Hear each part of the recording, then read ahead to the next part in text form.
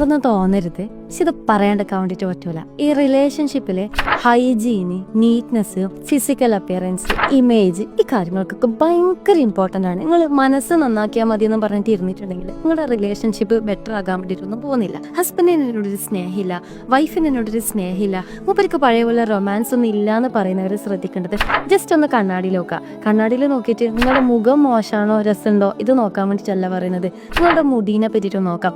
ചില ആൾക്കാർ ഹസ്ബൻഡിന് റൊമാൻസ് ഒന്നുമില്ല, പക്ഷെ മുടി അങ്ങനെ വെക്കുമ്പോൾ ചിലപ്പോൾ ഇവിടുന്ന് ഇങ്ങനെ പാറി കളിക്കുന്നുണ്ടാവും. അത് നോക്കുമ്പോൾ ആർക്കാ റൊമാൻസ് വരിക? നമ്മുടെ മുടി ചീകുന്നുണ്ടോ? നല്ല രീതിയിൽ അതിൻ്റെ സ്മെല്ലെന്താ? ചിലപ്പോൾ നമ്മൾ തേക്കുന്ന എണ്ണ കാര്യങ്ങളൊക്കെ അടുപ്പിക്കാൻ പറ്റാത്ത തരത്തിലുള്ള സ്മെല്ലാണെങ്കിൽ എങ്ങനെയാണ് ഈ പറഞ്ഞ റൊമാൻസ് കാര്യങ്ങളൊക്കെ വരിക? എങ്ങനെ ഒരാൾക്ക് നമ്മളുടെ അടുത്തിരിക്കാൻ വേണ്ടിയിട്ട് തോന്നുക? സോ നിങ്ങളുടെ മുടീനെ ഒന്ന് ചെക്ക് ചെയ്യുക. നിങ്ങളുടെ കണ്ണിലേക്കും നിങ്ങളുടെ മൂക്കിലേക്കും നിങ്ങളുടെ നാവിലേക്കൊക്കെ ഒന്ന് നോക്കുക. നിങ്ങൾ സംസാരിക്കുന്ന രീതി എങ്ങനെയാണ്? നിങ്ങളുടെ വായിൽ നിന്ന് സ്മെല്ല് വരുന്നുണ്ടോ? അത് ആരാണെങ്കിലും നമ്മളൊരു റിലേഷൻഷിപ്പിലേക്ക് എൻ്റർ ചെയ്യുന്ന സമയത്ത് ഹൈജീൻ എന്ന് പറയുന്നത് ഭയങ്കര ഇമ്പോർട്ടൻ്റ് ആണ്.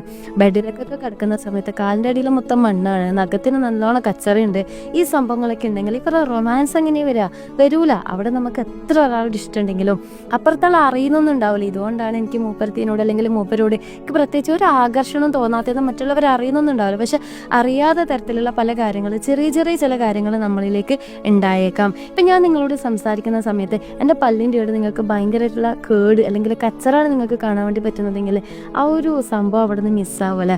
അതേപോലെ തന്നെ എന്നെ സ്നേഹത്തോടെ ഒരാൾ ഹഗ് ചെയ്യുന്നുണ്ടെങ്കിൽ, എന്നെ സ്മെല്ല് ചെയ്യുന്നുണ്ടെങ്കിൽ അവർക്ക് എന്തോ സംതിങ് ഒരു ഡിസ്കംഫേർട്ട് ഫീൽ ചെയ്യും. അതുപോലെ തന്നെയാണ് ഇത് നിങ്ങളുടെ അപ്പിയറൻസിൽ മാത്രമല്ല, നിങ്ങളുടെ ഡ്രസ്സിൻ്റെ കാര്യത്തിൽ.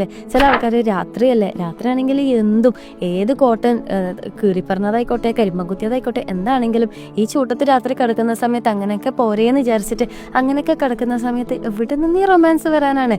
അതുകൊണ്ടാണ് ഇസ്ലാമിലാണെങ്കിലും നിങ്ങൾ കൺവെഷ് ഇടണം, നിങ്ങൾ സുറുമിടണം, നിങ്ങൾ അട്രാക്റ്റീവ് ആകണം എന്നൊക്കെ അങ്ങനെ തന്നെ പറഞ്ഞു തരാനുള്ള കാരണം എന്ന് പറയുന്നത് ഇത് സ്ത്രീകൾക്കും പുരുഷന്മാർക്കും മാറ്ററാണ്. അതേപോലെ നിങ്ങളുടെ ബെഡ്ഷീറ്റ് എങ്ങനെയാണ്, നിങ്ങളുടെ റൂമിൻ്റെ കോലം എങ്ങനെയാണ്, നിങ്ങളുടെ റൂമിൻ്റെ സ്മെല്ല് എങ്ങനെയാണ്, നിങ്ങളുടെ കർട്ടൻ്റെ അവസ്ഥ എന്താണ്, ഇതൊക്കെ നിങ്ങളുടെ റിലേഷൻഷിപ്പിനെ ബാധിക്കുമെന്ന് അറിയുമ്പം അവിടെ ഈ കാര്യങ്ങളൊക്കെ ഓക്കെ ആണോ, എൻ്റെ റൂമിൻ്റെ അവസ്ഥ എന്താണ്, എൻ്റെ കർട്ടൻ്റെ അവസ്ഥയാണ്, ബെഡ്ഷീറ്റിൻ്റെ തലയണേൻ്റെ എൻ്റെ അവസ്ഥ എന്താണെന്നുള്ളതൊക്കെ ജസ്റ്റ് ഒന്ന് ചെക്ക് ചെയ്തിട്ടുണ്ടെങ്കിൽ ഹ്യൂജ് ഇമ്പാക്റ്റ് നിങ്ങളുടെ റിലേഷൻഷിപ്പിലേക്ക് നിങ്ങൾക്ക് കൊണ്ടുവരാൻ വേണ്ടി പറ്റും. അങ്ങനെയാണെങ്കിൽ മനസ്സ് ചെറുതായിട്ടൊന്ന് മാറ്റിയാൽ മതി. വലിയ എഫേർട്ട് എടുക്കാതെ തന്നെ നല്ല രീതിയിലുള്ള സക്സസ്ഫുൾ റിലേഷൻഷിപ്പ് നിങ്ങൾക്ക് ബിൽഡ് ചെയ്തെടുക്കാൻ വേണ്ടിയിട്ട് പറ്റും.